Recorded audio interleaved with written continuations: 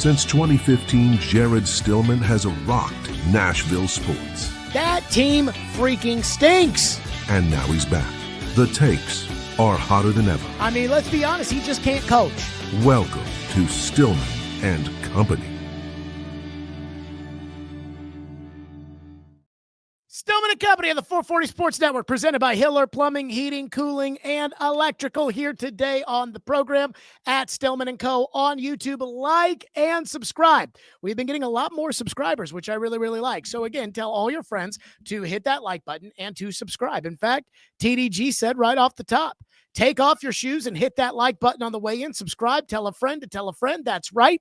Stillman & Company, where we tell it like it is. Before we get going, I do want to start off telling you about Hiller Plumbing, Heating, Cooling, and Electrical. I love Hiller Plumbing, Heating, Cooling, and Electrical. They take great care of my home. They can do the same for you. Better make sure all your stuff's ready to go before Snowmageddon comes in town.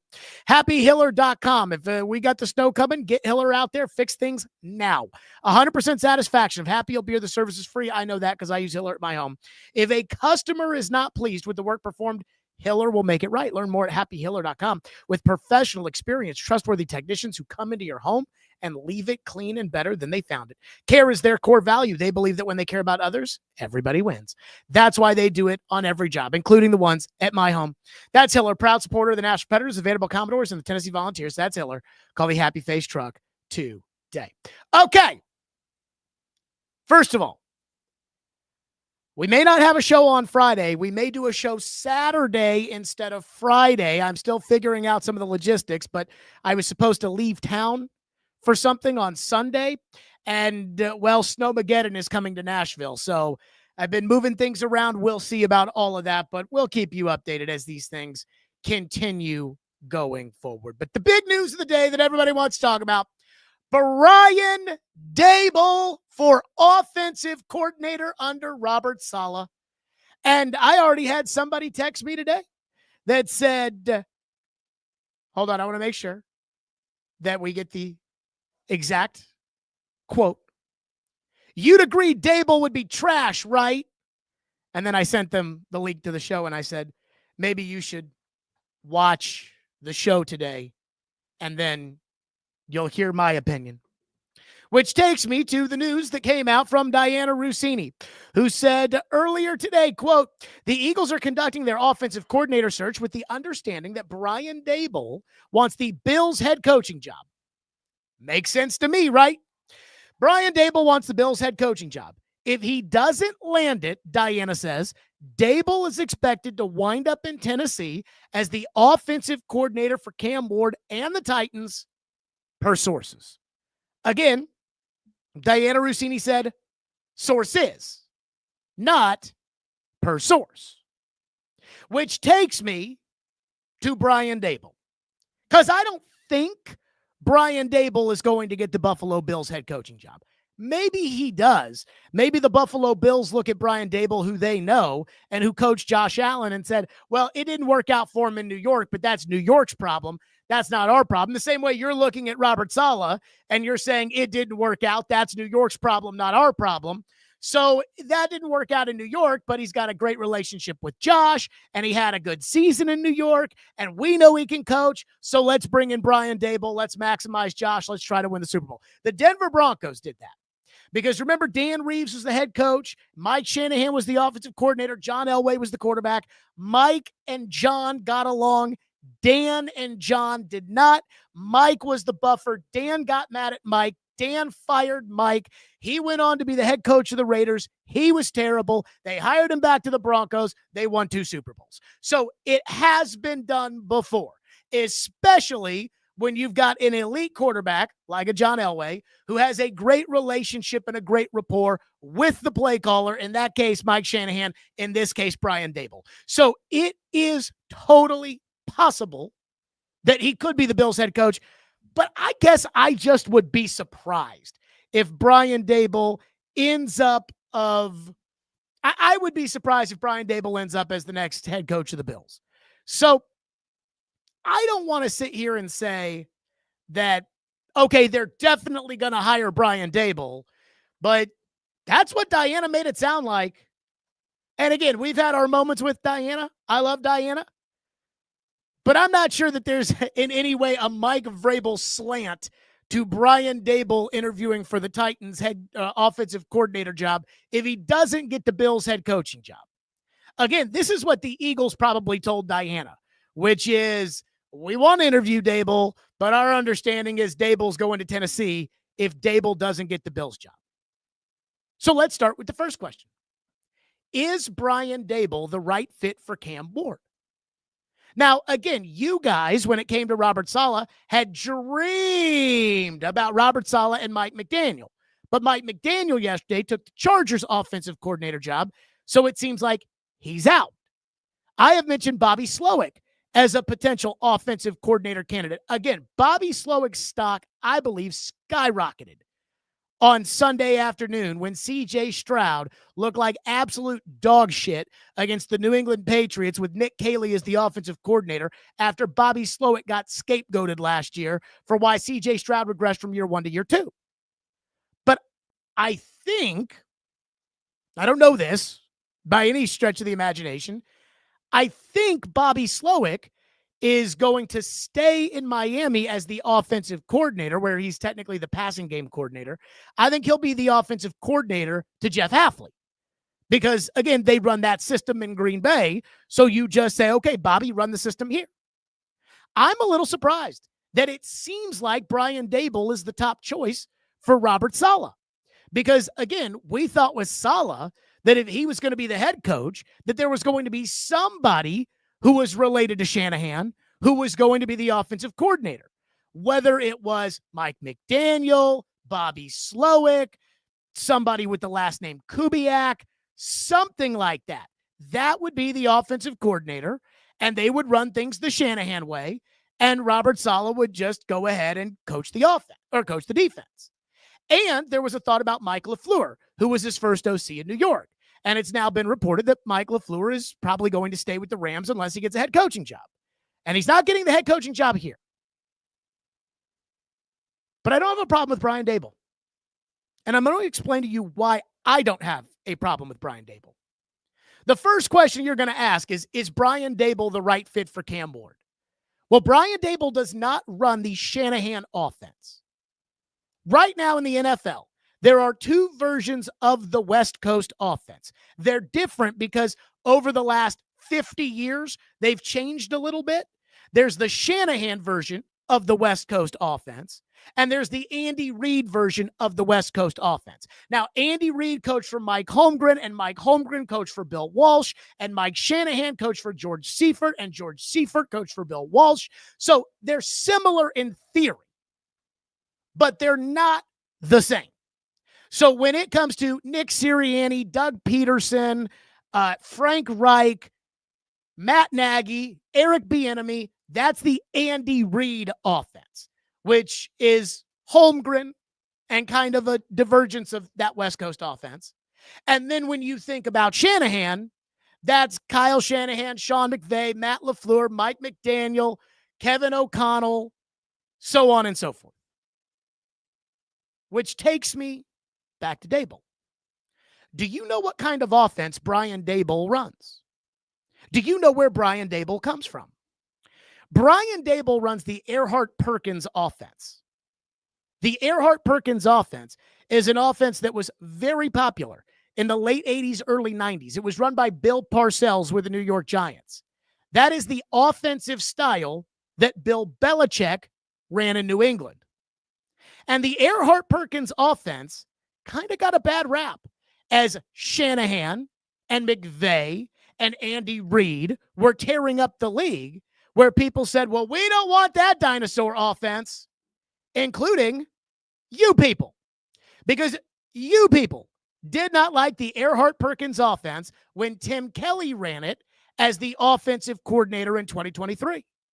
Again, you could say whatever you want about Mike Vrabel right now, but 2 years ago, you people were talking about, I don't want to run this dinosaur offense with the Erhardt-Perkins system. That's 1970s football. We want to throw the ball. Brian Callahan, bomb it down the field, baby. Well, here's the thing with Brian Daboll running the Erhardt-Perkins offense. Worked for Josh Allen. Guess what they run in New England with Josh McDaniels as the offensive coordinator? Oh, you guessed it, the Earhart-Perkins offense. Guess what Ben Johnson runs in Chicago? The Earhart-Perkins offense. My guess is Robert Saleh, with that great detailed plan, according to Albert Breer, walked in and said, I don't want to run the Shanahan system for Cam Ward. I want to run the Earhart-Perkins system for Cam Ward. Because if you think of the Shanahan quarterbacks, you don't see a lot of guys like Cam Ward running around in the backfield, throwing across the field, throwing across his body, opposite hash marks, 30 yards down the field. You don't really see that out of Brock Purdy or Sam Darnold or Derek Carr or any of those type of quarterbacks, Kirk Cousins, Jimmy Garoppolo. You don't really see that out of those guys. Matthew Stafford, Jared Goff. They don't really do that. But you know who does do a lot of that running around and throwing? Caleb Williams. You know who does a whole lot of that running around and throwing? Drake May. So I think he looks at Brian Daboll and he says, hey, look at the running around and throwing. Drake May. Look at the running around and throwing. Caleb Williams. Look at the running around and throwing. Josh Allen. And says, that's what we're going to have to do with Cam Ward. We're going to have to run around and throw. And I also thought if there was any chance that Matt Nagy was going to be the offensive coordinator to Robert Saleh, I'll just say I think the last 2 days have probably ended any chance that that had of ever happening. So, when it comes to the Earhart-Perkins offense, 2 years ago, you guys said that was dinosaur football when Tim Kelly was running it. But now it's starting to make a resurgence in the NFL. And Brian Daboll has proof of concept that he can be a very good offensive coordinator in this league. When Brian Daboll was the offensive coordinator of the Buffalo Bills, in 2021, they had the 5th-ranked offense in the league. In 2020, when they ended up in the AFC Championship game, they had the 2nd-ranked passing offense in the NFL. So there is proof of concept that with the right quarterback, this can work with Brian Daboll. That's why I think they want Brian Daboll. That is not why I want Brian Daboll. I'm fine with Brian Daboll being the next offensive coordinator of the Titans. Because once again, Brian Daboll is proof of concept. Brian Daboll has been a successful offensive coordinator. He's been a successful offensive coordinator in the NFL, and he's also been a successful offensive coordinator in college, where he worked for Nick Saban and won a national title with Jalen Hurts and Tua Tagovailoa. But the real reason that I'm okay with Brian Daboll running the Earhart-Perkins offense as the offensive coordinator of the Tennessee Titans is because the number one thing that I think Robert Saleh needs to do, and a lot of coaches don't like doing this, and a lot of coaches don't want to admit this, and a lot of coaches don't want to say, you know what, I'm not very good at that. He needs to give up the offense. He needs to really have nothing to do with it. When Sean McVay became the head coach of the LA Rams, he hired Wade Phillips, an old geezer, former head coach, been a defensive coordinator for years, to be the defensive coordinator. Why? So Sean McVay could say, I'm doing offense. Bones Fossil, you're doing special teams. Wade Phillips, you're doing defense. Well, we know Robert Saleh is going to coach the defense because he's already said he's going to call plays. And in fairness to Robert Saleh, they had the 3rd-ranked defense in the NFL in 2022 and the 2nd-ranked defense in 2023. So I know Robert Saleh can coach defense. So if Robert Saleh is coaching the defense, he needs to completely hand off the offense. Again, young coaches think they can do both. Brian Callahan thought he could coach the offense and also oversee the defense and special teams. So he hired an inexperienced defensive coordinator and an inexperienced special teams coordinator when he took the job because he thought he could do all of that. Well, his eyes were too big for his stomach. Robert Saleh has done this before. Matt LaFleur was his best man in his wedding. Mike LaFleur was his offensive coordinator with the Jets. First time OC. Robert Saleh comes here. Bones Fossil stays as a special teams coach. Don't have to worry about them. Hire an experienced offensive coordinator that you can just give that side of the ball to. Don't have to worry about that. And Robert Saleh can coach defense, which again, we know he can do. And it is not a knock on Saleh for him to look in the mirror and say, I need to be as hands-off with the offense as possible. I need to be as hands-off with the special teams as possible. Now, if I need to get in somebody's ass, I got to get in somebody's ass. And I have to get into every one of those 53-man's asses. But when it comes to running offense, running defense, I'm defense. Daboll's offense. And Brian Daboll has the experience to be handed the offense and to be told it's yours. And here's the number one reason why I think Robert Saleh needs to do that. He needs to say, it's your offense. You take it. I'm not going to be trying to put my hands in that pot while dealing with this pot. This was Jake Asman, ESPN New York, on our program yesterday. Again, he covered Saleh in New York. This is what he said about the offensive coaching staff with Robert Saleh with the Jets, which Robert Saleh's last action as Jets coach was making Todd Downing the play caller. Yeah, I know. This is what he said about his offensive coaching staff. The offensive staff was a disaster. Not probably, I can tell you this is someone who's a diehard fan of this awful Jets team. There was not one offensive player that improved under the direction of Saleh and that staff. No one got better. The offensive line was a joke. I mean, sure, you could say, oh, well, they had Breece Hall and they had Garrett Wilson. Those guys were great right away. Garrett was the rookie of the year his first season, obviously, and Breece would have won the award if he didn't tear his ACL in week 8 of that year. He was the favorite when he got hurt, so then his teammate Garrett won it instead. No one got better on that side of the ball. So the offensive staffing hires, that's alarming because he did hire a bunch of guys that weren't good enough for Mike Vrabel in Tennessee. That's a fact. Okay. So he's saying, hey, not one player got better over Robert Saleh's tenure on offense as the head coach of the New York Jets. And it was the coaching staff. Again, guys on his coaching staff, Keith Carter, Todd Downing, Nathaniel Hackett, bozo after bozo after bozo. Brian Daboll has been coaching in the NFL for a long time. Brian Daboll has been an offensive coordinator going all the way back to 2009 as the offensive coordinator of the Cleveland Browns. Brian Daboll overlapped with Mike Borgonzi, who was a pro scout in Kansas City in 2012. And again, that was Romeo Crennel's coaching staff. So when it comes to some of the best coaches in all of football at any given time, and multiple staffs and multiple coaches and Brian Daboll has that experience. I can tell you right now, Brian Daboll knows who he'd hire as his offensive line coach. Brian Daboll knows who he'd hire as his wide receivers coach. Brian Daboll knows who he'd hire as his running backs coach, who he'd hire as his quarterbacks coach.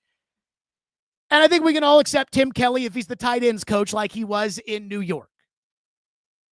Robert Saleh needs to give the offense to whoever he hires. And if he hires an inexperienced guy, he very well could find himself in the same position that Dan Campbell found himself in this year, in the middle of the season, when he replaced his offensive coordinator and he was thinking, oh God, what do I do? And Dan Campbell had to call the plays. And Robert Saleh can't do that. In today's NFL, there are very few coaches who, if the entire coaching staff got hit by a bus, could take the offensive and defensive play sheets and call a game. And I can promise you, Robert Saleh is not one of those guys. It would also not surprise me with the Earhart-Perkins model to probably keep Bo Hardigree on the staff as the quarterback's coach. Because, again, if Daboll is the offensive coordinator, hard agree, Earhart Perkins offense with the Raiders under Josh McDaniels, and again, Daboll worked under McDaniels in New England, hard agree could stay on as the quarterback's coach, and now there's some continuity for Cam Ward. But I do not trust Robert Saleh when it comes to Robert Saleh building an offensive coaching staff. I don't. I'm sorry.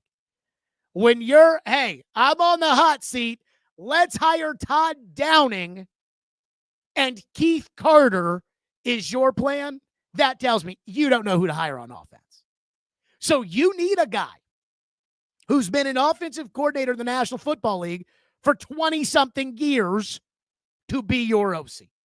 You need somebody that has relationships in the Bill Belichick coaching tree. Again, not that Bill Belichick's coaches have gone on to be great head coaches, but there are some good coaches who have been coached by Bill Belichick, who have worked for Bill Belichick, again, to be your wide receivers coach, to be your running backs coach, to be your offensive line coach. There are guys that can do that job.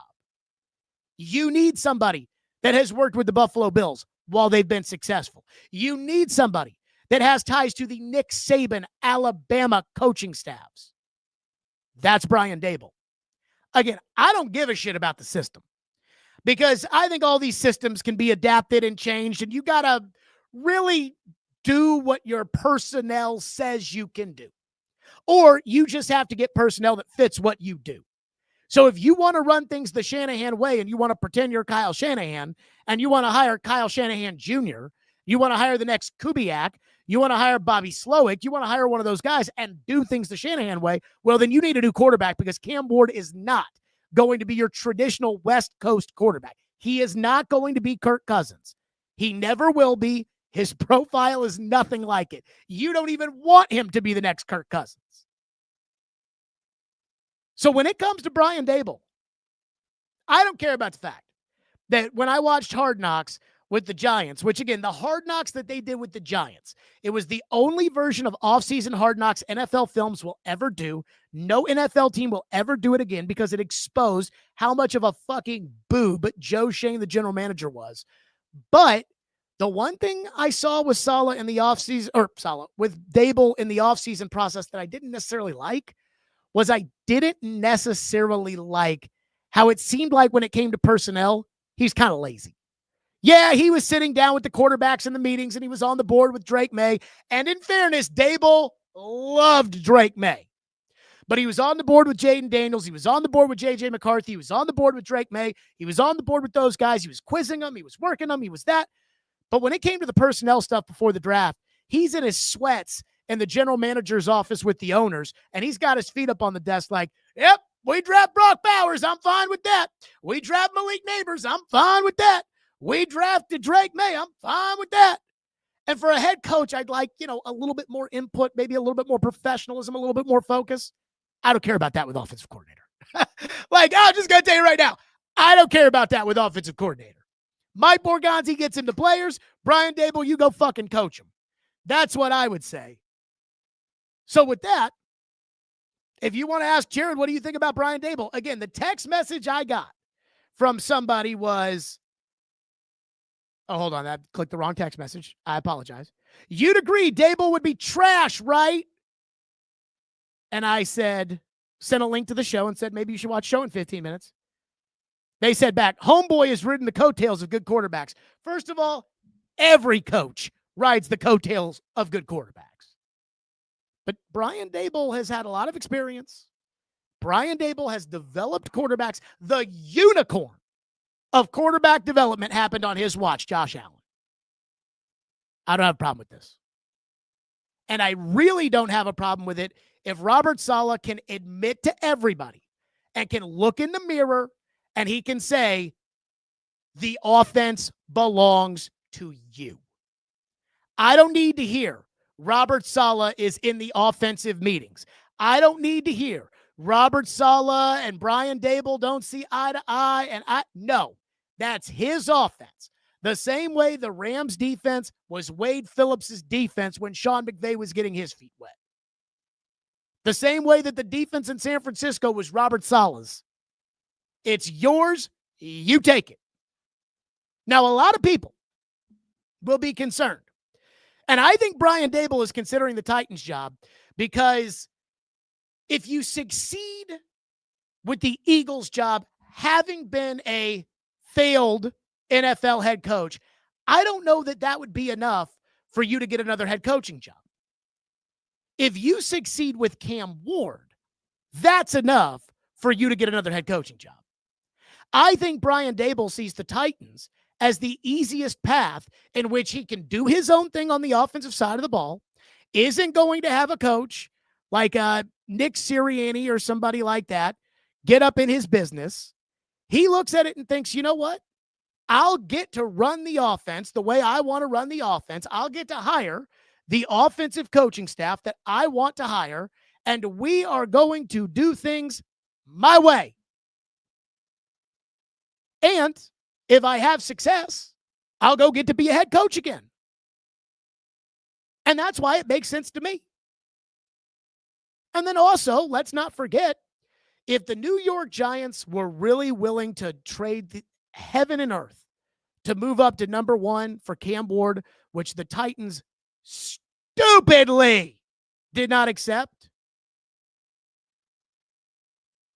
then obviously he likes Cam Ward a little bit. Now, I think, again, the Giants were willing to make that trade because they were trying to save their jobs, and there were no other quarterbacks out there, and Matthew Stafford turned them down, and they couldn't get Sam Darnold because it was New York, and they said, fine, let's do it. But I will just say, when it comes to Daboll, I'm on board. And I would say stay out. When it comes to Robert Saleh in the offense, you don't know anything about offense. You don't know how to coach offense. You don't know how to coach an offensive staff. Just stay out. Don't worry about it. Don't do it. Just you coach the defense. So that's where I am on the Brian Daboll front. That's the first thing. I'm on board with Brian Daboll. Again, the Earhart-Perkins offense, I don't think any of these systems are outdated. I don't think running the ball is a bad thing. So when you guys used to bitch about Tim Kelly and Vrabel about, oh, this 1972 football, I'm like, well, 1972 football seems to be working for Drake May. That's about the players. And you guys think that Cam Ward's really, really good. So if Cam Ward is really, really good, then Brian Daboll would be a really, really good coach to coach him. That said, the reason I think the Titans like Brian Daboll is the Titans are like, the Earhart-Perkins offense is working for Caleb, and the Earhart-Perkins offense is working for Drake, and we think Cam can be like Caleb and Drake, even though every evaluator will tell you that Caleb and Drake were at a different level than Cam was coming out. So that's first thing. The second thing, I am not a huge fan of bussing with the boys. And I say that with all due respect. It's just not my thing. I like Will Compton. I don't really know Taylor Lewan, and I don't think Taylor Lewan likes me very much. But I got no beef with bussing with the boys. It's very popular. They've made a bunch of money. There's a great audience for it. And clearly they know what they're doing, and good for them. But I don't watch Bussing with the Boys unless there is a reason to watch it. Unless there is Derrick Henry when he was on the Titans, Mike Vrabel when he was the coach of the Titans, Brian Callahan when he was coach of the Titans, Will Levis when he was the quarterback of the Titans. So Jeffrey Simmons went on Bussing with the Boys. And I did not watch everything when it came to the Jeffrey Simmons Bussing with the Boys conversation. Apparently there's some beef between Simmons and Lewan. I don't know what it is. And guess what? I don't care. That's their business. But people were saying, oh my God, if you watch the Simmons interview on Bussing with the Boys, he talks about Brian Callahan, and he talks about how Brian Callahan should have never been an NFL head coach. And I said, okay, well then I need to see this with my own two eyes. So I did watch Simmons on Bussing with the Boys. And Simmons did bring up the fact that when it came to accountability, Brian Callahan compared to Mike Vrabel, probably wasn't the best. Here's what Simmons said. Take a look. Like the way Callie wanted to lead and the way he was leading, it wasn't so much of like, I'm finna be hard on your ass. Like this is like for real. Like, you know, the hard truth sometimes. I'm not gonna say too many ass chewing. It wasn't that. Like, I feel like with all those, the guy who really did all that was Denard. Mm-hmm. And we'll get to the defense side, but Callahan was more of like, you know, this is why we lost a game, and same thing with McCoy. There weren't a lot of ass chewings when it came to Brian Callahan. I have a couple of thoughts when it comes to this. And number one, first of all, what I saw out of Jeffery Simmons in that interview, I think the losing has really humbled Jeffrey Simmons over the last couple of years. He is a really grown-up dude. You know, it wasn't this adversarial, everybody's ripping on me, and I've got to get up here and make these bold declarative statements, and I think the losing has humbled him a little bit. And I think the success has given him the confidence that he doesn't feel the need to be defensive. And I think we're starting to see Jeffrey Simmons grow up, and I like that. Now, the Simmons stuff on Callahan, where he basically said Mike Vrabel could hold people accountable and Jeffrey Simmons could not, has two separate thoughts of mine that, quite frankly, made me a little angry. Number one, I tried to tell you people this for 2 fucking years. I kept saying, Brian Callahan doesn't hold anybody accountable. And I remember when he got the job and he talked about how, you know, look, I do things differently than other guys. I don't feel the need to yell at players every day. You know, I have expectations for the players, and I tell them, you know, I only got a couple of rules. I need you to follow these rules, but I do not get on the players. But if I need to, I will. And TD told some story about how Brian Callahan went in the locker room when he was in Cincinnati and ripped their asses one time. And, you know, that was supposed to kind of be the thing when he got hired of, no, Callahan can be a mean guy. But I watched the first training camp with Brian Callahan as the head coach of the Titans. And I thought, what the fuck are we doing here? Again, I really liked Callahan when they hired him. Callahan got hired, gave a decent first press conference like everybody does, and Robert Saleh will give a good first press conference too. I sat down with Callahan the next morning for about 20 minutes, and we taped an interview, and it was kind of like getting to know you and me and that kind of thing, and I really liked Callahan. And Callahan said some, what I thought at the time was insightful stuff, and I'm like, hey, Callahan, you know, he seems like he's got his cards in the deck. But then we got to training camp, and when we got to training camp, I started noticing Brian Callahan just letting things go. We all know about Jeffrey Simmons and how on the first day of pads, Jeffrey Simmons was throwing punches and there was a fight as soon as it started, and Callahan did nothing about it. And we in the local media were standing on the sideline and we're like, so is he not going to throw him out of practice? Because Mike Vrabel would have thrown him out of practice. And so as soon as practice ended, Callahan got to the podium, and I said, why did you not throw Simmons out of practice? And he was like, well, I didn't think I needed to throw him out of practice. Okay. Then there were the joint practices with the Seahawks. And I've told this story a bunch, but I'm going to tell it again because to me, when it comes to accountability, this was very eye-opening. Brian Callahan, after Will Levis went out there in the 2-minute drill against the Seahawks, the only 2-minute drill they would run against the Seahawks, allowed Will Levis to throw one pass that got intercepted and did not blow the whistle and did not tell those guys to do it again.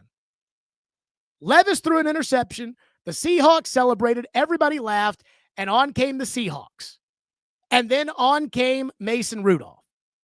And I thought, you know, it's okay to have a little fun in practice, but let's do the shit right. Let's go. Do it again. Not with Callahan. Remember how Levis and Calvin Ridley couldn't complete a pass together? And Callahan was like, well, it's hot out there. I thought, oh, shit. I even watched the quarterback series on Netflix that followed Joe Burrow around for the entire 2024 season. There was a game Cincinnati won here. Brian Callahan's mentor, Zach Taylor, the head coach of the Bengals, went up to Joe Burrow after the game. And he kept telling Joe Burrow, great job today, great job, because they won. And Burrow sat there and said, bullshit. Fucking embarrassing the way we played out there. And Zach Taylor, I know, but we need to celebrate the victories and we need to just pat them on the ass. And that's fine. Because just like with his LSU championship team, Joe Burrow is the coach of that Bengals team. That's what Brian Callahan learned how to coach. It's okay, well, just pat everybody in the ass all the time. And the frustration that Jeffrey Simmons was talking about reminded me a lot of what I kept bringing up during the first year of Callahan's coaching tenure, which started with what I called the off-season of toxic positivity, where Rand and Callahan and Brinker just told everybody how great everything was going to be all the time. And I'm like, guys, it doesn't work that way. And people said, what does that even mean, toxic positivity? That's what it means. And I kept saying, he doesn't hold anybody accountable. The Titans got 2 punts blocked in back-to-back weeks. The punt block against the Chicago Bears in week 1 of the 2024 season cost them the game. Then they got a punt block the next week against Robert Saleh and the Jets. Colt Anderson kept his job. Then they had the meltdown against Detroit. Colt Anderson kept his job. Callahan couldn't hold anybody accountable. Couldn't hold the players accountable, couldn't hold the coaches accountable, and he wasn't willing to hold the players or the coaches accountable. I mocked the Pee Wee program when I said that he thinks that these meaningless points are going to motivate grown men in their 30s who make millions of dollars to line up correctly during the season. -2 points for Gryffindor. What that was Brian Callahan admitting, I can't hold them accountable, so I'm going to try to come up with some gimmick that will hold them accountable because I can't do it. You think Mike Vrabel ever would have had the Pee Wee program? Of course not. And then when I hear Simmons finally tell it like it was, with guys could dick off in the meetings and there was no accountability and Callahan never got in anybody's ass and Callahan never... It was Jeffrey Simmons that did Jill Jelnick's podcast last year, where he talked about the culture that Callahan was bringing in. It was Chad Brinker and Mike Borgonzi who at the start of training camp, when they did their league-mandated opening press conference, highlighted the Pee Wee program and the way that Brian Callahan connected with the players. And I have to ask, do we take those words to mean anything? So, again, the general manager can get up there and tell you about how great of a job Callahan's doing when my eyes are telling me this guy can't hold anybody accountable. And if you can't hold somebody accountable, you can't be a coach. And I'm supposed to just say, wait a minute. Mike Borgonzi pumped the coach's tires, and now we're finding out that the coach couldn't hold anybody accountable, and that's not a red flag to you? And the other part about it is when it comes to Callahan and it comes to the way that they have been operating, it's okay to be mean. Like, I'm afraid that the Titans think mean equals bad. You don't have to be mean all the time. The Rams played a Thursday night game against Seattle. Their special teams were an abomination. Sean McVay fired the special teams coach after the game. Sean McVay seems like a very nice guy. But if you want to know if Sean McVay can hold people accountable, there's your example. Brian Callahan couldn't do that after that disastrous Lions game with Colt Anderson. But here's Sean McVay, a Super Bowl winning coach, firing his special teams coach in the middle of the season because it's not good enough. Matt LaFleur can hold people accountable. He fired his defensive coordinator before he hired Jeff Hafley. Callahan kept his coaching staff virtually intact, with the exception of special teams coach, which again, he made kicking and screaming. he just couldn't hold anybody accountable. And then that takes me to Robert Saleh, because I am worried about Robert Saleh's ability to hold people accountable. You know, I hear these comparisons to Mike Vrabel. And look, at the end of the Vrabel tenure, I was ready for Vrabel to go. And I was the one sitting there saying, hey, like, this is not working. And Vrabel's coaching staff is a disaster. And Vrabel this, Vrabel that. But I never said Vrabel couldn't hold people accountable. I also knew that Vrabel knew the rule book inside and out. Vrabel worked very hard, and Vrabel got the most he could out of his players. But when it comes to Robert Saleh, can he do those things? Again, he wowed everybody in a 5-hour interview, a 6-hour interview. But none of them have ever worked with Robert Saleh. Not Borgonzi, not Brinker, not Ziegler, not McKenzie, not Amy, not Dan. I've been saying Dave from the Browns, Dan from the Browns. None of them have worked with Robert Saleh. When it came to Brian Callahan, again, when he got the job, he said he could hold people accountable. He probably thought he could. Well, now we know he couldn't. We saw it with our own eyes, but in case we were too stupid to recognize that, Jeffrey Simmons told us. Are we sure Robert Saleh can hold people accountable? If you've been around Matt Nagy or you've been around Mike McCarthy and you've seen them as a head coach or as an offensive coordinator hold people accountable, have the uncomfortable conversations, get in somebody's ass, tell them the truth when it hurts. If you've seen that, then you know they can do that. With Robert Saleh, if you haven't seen it, how can you know that he's going to do it? And that reminds me of what Jake Asman said on our program yesterday that I think makes me very nervous when it comes to Robert Saleh, and that is kind of the antithesis of what made Mike Vrabel such a good coach. Here's what Jake said yesterday on our show.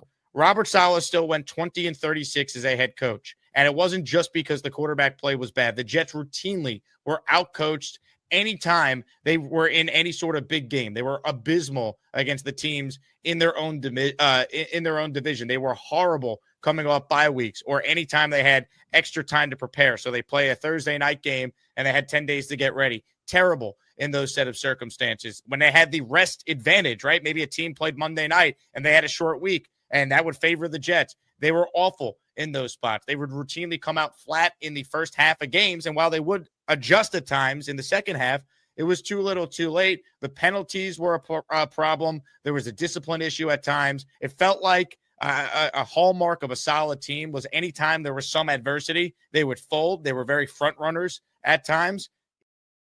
Does that sound like Mike Vrabel? This is what worries me about what happened with Callahan, which again feels like it might be happening with Saleh. And I know they talk about research. Well, we did a lot of research. Again, that sounds good. We did a lot of research. The research said this is our guy. We brought him in for an interview. His plan for Cam Ward was incredible, which again, we're all sitting here saying, give up the offense to a real offensive coach. Again, that should be the plan for Cam Ward. Hey, Brian Daboll's in charge of the plan for Cam Ward, not me. Like, because I'm a defensive coach. I'm going to be calling the plays on defense. So, Brian Daboll, you got Cam. But again, I have a problem with the process. Last night, Lindsay and I went to this Nashville Lifestyles event at Jason Aldean's bar for Jason Aldean. By the way, congratulations to Jason on getting the cover of Nashville Lifestyles. We had a great time last night at the Jason Aldean event with our friends at Broken. Well, I say our friends. Lindsay works there. But my friends at Broken Bow Records. And when we were going there, I said to Lindsay, what do you want me to say when people ask me about the coach? Because as Lindsay's +1 to all these music things, it is inevitable that whatever is happening in sports, I'll get asked about it 100 times. And I said, do you want me to be positive or do you want me to tell the truth? Because the truth with Saleh was, well, they don't know him. They hired him. His tenure was not good in New York. I'm not a big believer in Cam. And I just had a guy on who covered him in New York who just said He got outcoached in big games. They were bad in the division. They weren't disciplined. He didn't have a single offensive player improve. Just told me bad thing after bad thing when it came to Robert Saleh. Or should I say, well, I don't really know because I don't know Robert Saleh and I haven't covered Robert Saleh and the Jets are PU stinky. So maybe it was all the Jets' problem and it wasn't Robert Saleh's fault. And maybe it was all that and none of that. Do you want me to do that? Because again, I can argue either side of it. Like, do you want me to just to kind of be like, oh yeah, we'll see? Or do you want me to say, hey, I had a guy on my show from ESPN New York yesterday who just absolutely ripped his ass. But I don't know Saleh. And I don't know what Saleh was like when it came to the Jets. And I don't know when it came to the Jets and their wooing of Aaron Rodgers between Joe Douglas and the owner and everybody else. Like, could Robert Saleh hold people accountable? Like, could he hold Nathaniel Hackett accountable, given the fact that Hackett was hired to lure Aaron Rodgers? I don't know. It could be the Jets. Was Saleh afraid that if he tried to hold people accountable, Woody Johnson, who is a total kook, would fire him on the spot? I don't know. But I'm trying to figure out how they know. Again, this is where I go back to the process. The process with hiring Callahan. Callahan had a good reputation across the NFL. Callahan came from one of the in vogue programs, McVay, Taylor, Callahan. And Callahan talked a good game. And what did they say? They were wowed in the interview by Brian Callahan. They were so wowed in the interview by Brian Callahan that they could not let him get on the plane to go to Carolina. Brian Callahan gets hired. We realize, again, I realized this very quickly. For a lot of you people, I think it took a little bit longer. I realized this pretty quickly. He couldn't hold anybody accountable. And if you knew Brian Callahan, if you had worked with Brian Callahan, then you might have known that. Again, they haven't worked with Robert Saleh before. So how do they know this? And this is something that is making me very nervous. That you have a head coach who you don't know, you've never worked with, you've done research, and you had him in for an interview, and now you're sold he's the guy. I heard Kaharski today opine that he thinks Saleh is going to make $10 million a year. I think that's nuts. I think I'd pay Saleh around 5. If Callahan was making 3, Saleh can make 5.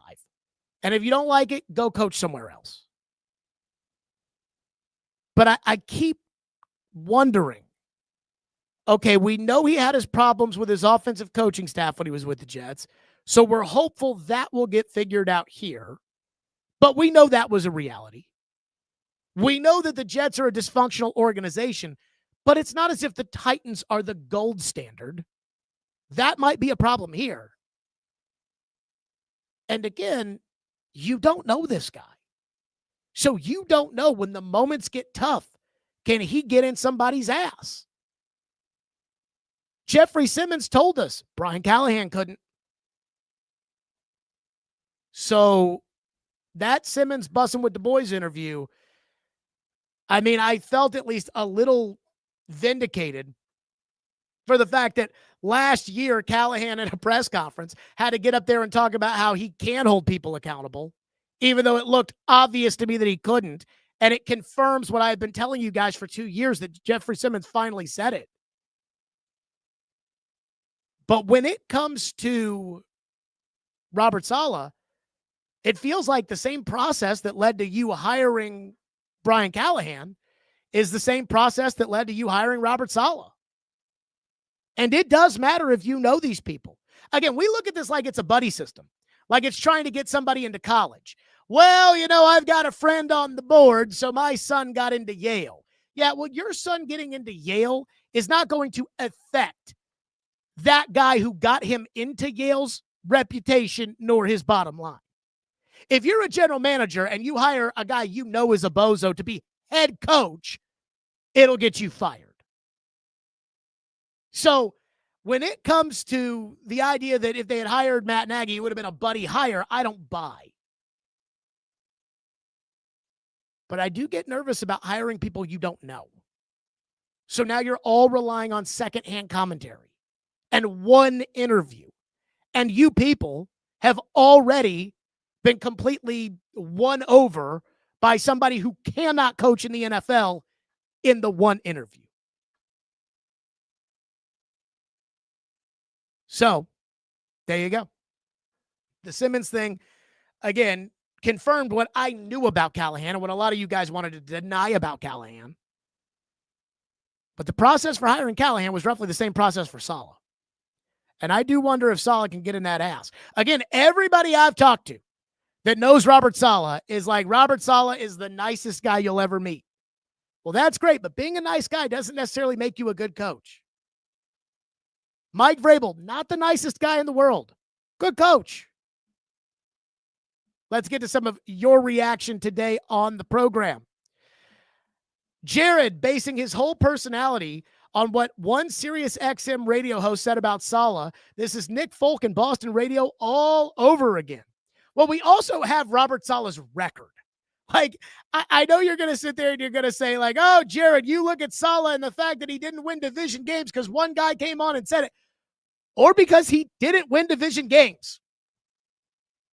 Again, I don't know if he got outcoached in all the big games. That is what they said, though. And would it shock you if that's true? Trent says, did you see the owner of the Bills fumble his interview, made Amy look like a functional owner? I saw some of the clips where he threw Keon Coleman and the referees under the bus. Again, that's what's great about owning the team. You can say whatever the fuck you want, and they're not going to take it from you as long as you don't say something racist. I mean, so if you want to rip on the refs, they'll fine you, but go ahead. Who cares? That I don't have a problem with. I mean, again, I prefer sometimes the honesty when it comes to why you fired the coach. Richard says the Callahan versus Saleh hiring process is completely different. They had players contacting players about Saleh. May be a disaster, but it was certainly more thorough.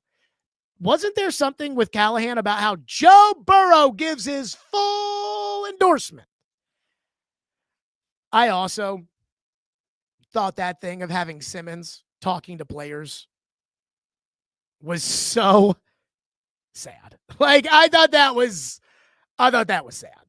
Like, the fact that the Titans were like, oh yeah, let's have Simmons talk to these guys and find out who's a good coach and who's not, and who's a players don't know shit. When you hired Mike Vrabel, I don't think you did any talking to players on the roster about Mike Vrabel before they hired Mike Vrabel. I mean, did they even do any talking to Robert Kraft? Need to talk to any of the players before he hired Mike Vrabel? I don't think so. Alex says Saleh does not have a good record, but it's miles ahead of Callahan. If he had that same record for the Titans, plenty of people would be pleased. I don't understand. John Robinson won 61% of his games, and you people weren't pleased. So I don't think people would be pleased if Robert Saleh over the next 5 years goes 20-36. In fact, I know you people, you guys won't be pleased. Because this is what happens, and it's not just the Titans, it's the whole NFL. But this is what happens. This team is so bad. So if they win 7 games next year, people will say, hey, Robert Saleh won 7 games. But then the next year, he better win 10 games. And then after he wins 11 games, and I don't know if Saleh ever will win 11 games, but let's say he does. Great for them. After you win 11 games, then it's like, well, now we got to go to the Super Bowl. And so if you don't go to the Super Bowl, then you stink. If you don't make the playoffs, then you stink. Not everybody's going to win every year. Not everybody's going to win every game. Tom Brady has mind-fucked all of you to where you just think that you should win every year. It doesn't work that way. Andy Ben says, be prepared to replace Daboll after this season. If he has any sort of success with the Titans, he could easily get hired again as a head coach.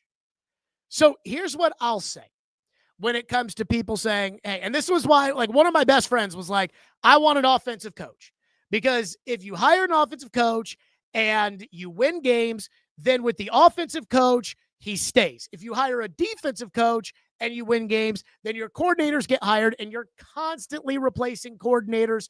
And eventually, like Mike Vrabel, you run out of good coordinators and in comes Todd Downing. And I get that. But let's do some winning first. Like, if you're going to tell me, hey, if Brian Daboll develops Cam Ward, then Brian Daboll may go take a head coaching job, and now you have to replace Brian Daboll, and that could be a problem. I'll live with that. I will cross that bridge when I get to it. If what happens to Josh Allen under Brian Daboll's watch happens to Cam Ward under Brian Daboll's watch, and Brian Daboll goes and gets a head coaching job, I will be happy that the Titans went that path. Because then I'll have Josh Allen. Now, I don't think Brian Daboll's going to turn Cam Ward into Josh Allen, but I would be happy if that's what happens. The other thing is this. This is the secret part of the message, and this is what I would be thinking if I was the general manager or the owner, but I wouldn't be saying. I don't know if it was Dianna or if it was Breer, but one of them said that Robert Saleh had this great plan for Cam Ward that just absolutely blew everybody's socks off. And again, the Titans can't ever have one person make a decision. It has to be a committee. And apparently it was the whole committee that had their socks just totally blown off by this plan for Cam Ward. And the plan for Cam Ward included, if we have an offensive coordinator and if the offensive coordinator leaves to go take a head coaching job, this is what we're going to do. If I owned the team and we had a great offensive coordinator and Cam Ward turned into Josh Allen, and all of a sudden my offensive coordinator, let's say Brian Daboll, starts to get head coaching interviews, we'd be having a discussion of, do we fire Robert Saleh and promote Brian Daboll? I'd be willing to do that. The same way I said a couple years ago, I think the Lions should fire Dan Campbell after he fucked up the NFC Championship game and go ahead and make Ben Johnson the head coach. Because if you don't make Ben Johnson the head coach today, you're going to lose Ben Johnson. And now Ben Johnson is winning the division with one of their rivals. So I would absolutely be considering that. So there you go. When it comes to the people that are going to say, well, if Daboll's good, he's going to leave. Right. Let's have that happen and then go from there. Turn him into Josh Allen, and then let's go from there.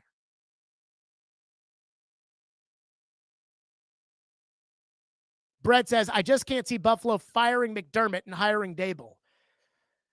Again, there's an example of everything working in the NFL and everything failing in the NFL. Like, oh, you can't take that college quarterback in the first round. He didn't win a lot of games in college. Yeah, John Elway was under 500 his last year at Stanford. It worked out for them. Oh, you can't take that quarterback. That quarterback didn't even play in college. Yeah, okay, Tom Brady sat the bench too. I think he turned out okay. So you can always take an example. It did work with the Broncos with Mike Shanahan. Shanahan was god-awful with the Raiders. They brought him in to be the head coach because he was the offensive coordinator with Elway under Reeves, and they won 2 Super Bowls. And what Shanahan really did was he got in Elway's ass and said, we're going to run the ball with Terrell Davis. T-Town Brown says, don't mind Stillman. He's going to find a downside to everything. How can you not find the downside to Robert Saleh? I mean, come on. You guys are talking about Robert Saleh like he's Mike Vrabel. You guys are talking about Robert Saleh like he has Sean McDermott's resume. Give me a break. One person says, Vrabel had 6 wins in his worst year with a depleted team and no fresh talent. Callahan and Rand spent $150 million to win 6 games in 2 years. Collaboration sucks. Collaboration is not the problem. Now, at the end of the day, somebody has to make the decision. And they use San Francisco as the example when Rand was here. And in San Francisco, Kyle Shanahan makes the decision. So somebody makes the decision, and the Titans need that. But collaboration works when everybody's pulling the rope in the same direction, everybody has the right intentions, and everybody, for the most part, knows what they're doing. Then it works. Collaborating with those morons isn't going to get you anywhere. This is what I keep telling Easton, who, by the way, is going to be on the show tomorrow. This is what I keep telling Easton. Just because something didn't work for the Bozo administration with the Titans doesn't mean that that theory doesn't work in the NFL. Well, you can't spend a bunch of money in free agency. That doesn't work. Really? How are the Patriots doing? Because they spent a shitload of money in free agency. Oh, they're in the AFC Championship game. Got it.